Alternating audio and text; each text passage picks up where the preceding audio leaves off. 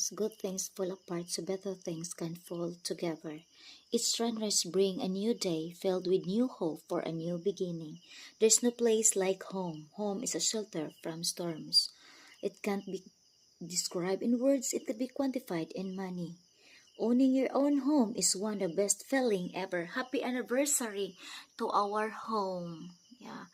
Today marks our first anniversary sa among payag sa akong anak nga kami ra jung duha na ay kalinaw kahapsay sa among kinabuhi do financially lisod pagyud kaayo mi pero thank you Lord naa among happiness dire naa dire akong nakita ang kahapsay nga pagpuyo namo sa akong anak nga kami rang duha. Salamat Ginoo daw gamay ra jud ni siya igo ra pud sa amuang abli nimo muna diha among kitchen amo ang lamisa ara may mga on sa akong anak amo mga butang nga gagmay ginagmay nga na-invest na ko sa akong mga paningwa na may TV gamay char na kwarto duha ka buok mo na siya from rug to curtain to bedsheet ni amo ang kuan team karon ni King ha mo ni siya ang kwarto ni King wala pa na siya oy kuan pultahan no dara ang kwarto dara akong palangga my home muna among lingkuran sa among bisita nagduha pag busy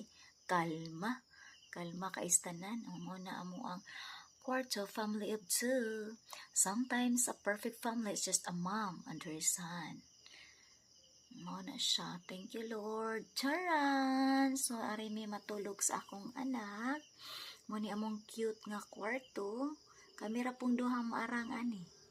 Salamat Ginoo ani wala pa jud siya nahuman guys pero ginahinayan na pod nina kung we have aircon too kung ganami magpa-aircon kung init ang panahon.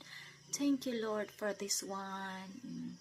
Siya kwarto ni King where naa din haamo ang mga gamit dira na ko ipamutang ang mga drawers ang mga sinina ang mga tambak murag himo na ko siyang junk shop pero limpyo po na siya hapsay po na siya.